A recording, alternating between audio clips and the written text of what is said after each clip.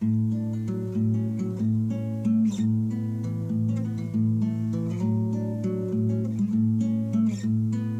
everybody, welcome back to Conscientious Omnivore. My name is Pal. Today I want to do a topic for you guys that I've come across a lot in past, few weeks actually on Twitter. Just kind of talking to people and getting comments and stuff. A lot of people who are trying to defend animal agriculture will actually try to use some kind of variant of this argument where basically like the farmed animals wouldn't exist if we didn't keep, breeding them and killing them and eating them. So it's somehow like that is some kind of moral justification to keep doing that. So usually they refer to things like, species or breed, specific kind of animals. So like they'll say, well, what about the whatever kind of, red woolly, whatever, rooster hen, blah, blah, blah, whatever, some specific type of breed of pig or cow or chicken or whatever, or lambs, like they wouldn't be able to survive in the wild, blah, blah, blah. Never mind the fact that there are plenty of, sheep and goats and stuff that live in the wild in the mountains that are very similar to the sheep that we breed. Obviously, they don't have the problem with needing to be sheared, but again, it's because of human selective breeding that they've become dependent upon being sheared. Otherwise they can suffer heat stroke and stuff. So we've made them helpless. We've made them kind of not be capable of surviving in the wild, and then we're somehow using that as justification to keep breeding them because they wouldn't exist if we didn't do so.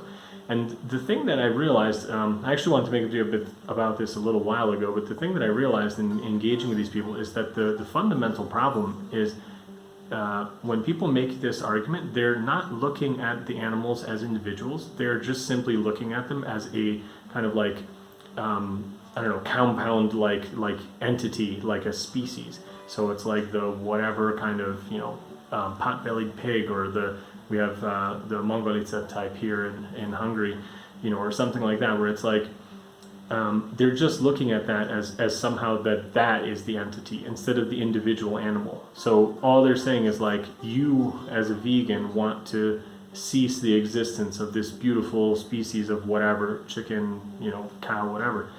And that couldn't be further from the truth. I mean, vegans are not saying we shouldn't have these animals at all. What we are saying is stop breeding them like artificially into existence. It's like, if they can survive on their own, like in a sanctuary or whatever, obviously like, that can still be done to maintain like the biodiversity or whatever. But the real like irony of these people like claiming to be, upholding the biodiversity is that animal agriculture is the leading cause of, biodiversity loss. They are the leading cause of mass extinction on the earth. So it's like when we clear out huge areas of natural forest so that we can have monoculture, huge grass fields for these animals to graze on, because grass is a monoculture, just like the, corn and soy that all the anti-vegans go on and on about, even despite the fact that like 80% of it, almost 90% of it is used for animal agriculture. But that notwithstanding, it's still the leading cause of biodiversity. So cutting down the forest to make grazing land or farmland is, killing off far more different kinds of, animals and species that we will never get back. So this idea of maintaining farmed animal species that maybe number in the let's just say maybe hundreds worldwide in different kind of local species. A mere 15 species currently account for over 90% of global livestock production. And of these, about 1/3 of cattle, pig, chicken and breeds already are extinct or currently at risk of extinction. To take these animals off the menu would move them from being at risk of extinction to being extinct, and extinction is forever. This would be an ecological and food security disaster. The irony is that in order to save these breeds and species, we do have to eat them. Compare that to the thousands of species that are being eradicated constantly on a, I think probably like a yearly basis. Like, it makes no sense. Like, they have caused the extinction of so many more different kinds of animals and so many more species. So even their own logic doesn't stand. But what I really wanted to focus this discussion on is just the idea that it's not okay, even just on an, even on a one species level, even if the comparison was a direct, like one-to-one comparison, even if the numbers were the same, it still wouldn't be okay, because what we're doing is we're not looking at the individual animals in that species. If you think of your own self, if you were in that situation where, let's say, your particular species or race or whatever you want to call it in human terms was bred for the specific purpose of being exploited. I mean, we don't have to go back too far, sadly, in human history to see black people of color all over the world being exploited extremely horrifically by the white people or Western powers or whatever you want to look at in a specific case. But all those same arguments could have been applied to the case of like owning slaves. Well, they wouldn't exist if I didn't have to keep them around for picking my cotton. I'm not going to feed them for free. All these same kind of like things that you'll see farmers and people advocating animal agriculture will use these arguments. They would never be considered ethical or moral in a human context anymore, thankfully.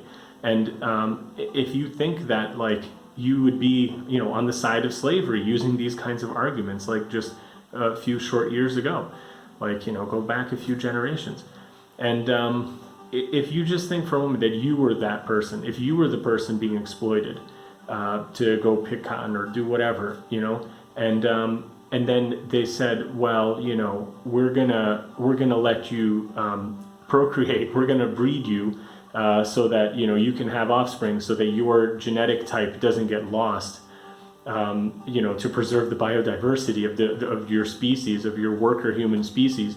Like, you would never think, like, as an individual, like, if given the choice, you would be like, I don't want, like, my progeny to be brought into the same miserable existence where I'm branded and sold as a slave and have, my teeth ripped out and all these kinds of horrible things that we do to animals, and then, be ultimately killed and dismembered and eaten.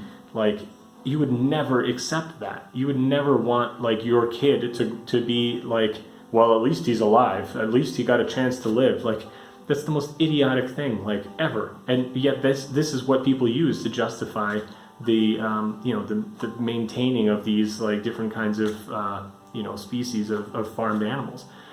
And I just wanted to make a video about it because it was, like, really kind of apparent to me that is one of the fundamental issues that these people have, is that they don't see these animals as individuals. And if it was some kind of, like, Borg type, if you're into sci-fi and remember the Star Trek series, there was like the Borg mentality where it was like just they're all like assimilated into this like one mentality or whatever. If you think of like bacteria like colony or something like that, where there is no like individual like kind of thing, it's so small or whatever. I mean, to the best of our knowledge and ability, like bacteria isn't sentient.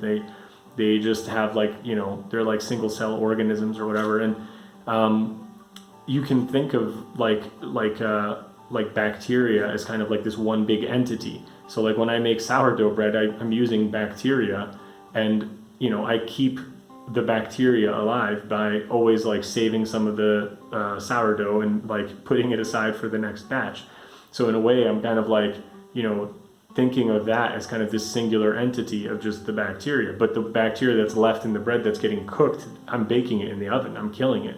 So it's like if I chose to look at that as an individual, kind of thing with its own like characters and wants and things, then I would feel horrible about it. But obviously it's a little bit different, but I'm just giving you that this is the way people that are supporting animal agriculture, this is the way they're viewing animals, when they clearly are not the comparable situation. Like, animals have personality, they have individuality, they have needs and desires pretty much exactly the same as we do. They want to be with their families, with their offspring, with their children. The mother cows are always like, protective of their babies if given the chance. Now, when I was engaging with one of the people supporting this idea, they tried to bring these examples of, some cows will ignore their babies or like trample them, so they have to be taken for their safety. Well, some humans do the same thing, but you don't take away all humans' babies because some mothers would do something like that. So again, it's this kind of this double standard of like viewing them as individuals, but then not, and then this person was telling me, but I love the sheep. I love my sheep. I see their personality, and they admit that the sheep have their own individuality. But yet at the same time, it's like, well, if we didn't keep breeding them and killing them, that race of sheep would die out. And again, I ask you as a human, like, would you rather that your genes be passed on to your children who would have to endure the same kind of suffering and horrible end in a slaughterhouse that you're gonna get? You would never want that. Like, nobody would be insane enough to think that, like, well, I'd rather have kids so that they can experience life and then have a miserable death. Like, I don't know. It's just something I wanted to talk about. So hopefully you guys found this interesting. And I think it's a bit depressing, but I think it's really important to try to understand the mindset of people and to get into this kind of like debate with people, to see the animals as individuals, because if you look at it like that, then I think it's a lot easier to see that it's not okay to do this. You wouldn't want this done to yourself. I say a lot of times, and I've said this in debates, that for me, veganism is really the ultimate golden rule. You treat others the way you want to be treated. I wouldn't want to be treated that way. I wouldn't want my children to be treated that way. So I'm not going to do it to somebody else. Just like I'm not going to do it to a human, I'm not going to do it to a non-human animal. We are animals. We're more alike than we are different, and that's the main focus. So, yeah. Anyway, I hope you guys enjoyed it. I'll see you in the next one, and subscribe and like if you enjoyed this. And welcome to all my new subscribers again. And thanks, everybody.